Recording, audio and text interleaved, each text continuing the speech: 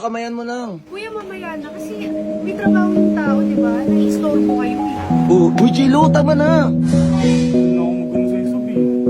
Ano ba yun?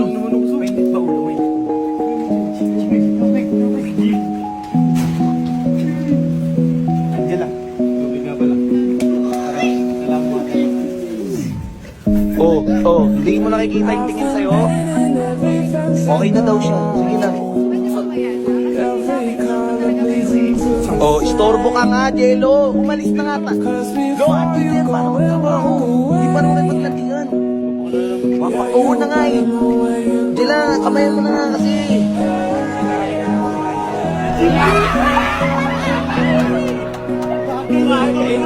Uy, nasa meeting nga yung tao. Huwag kayo maingay. Oo na nga. Sige na kasi, kamayan mo na para matapos na yan.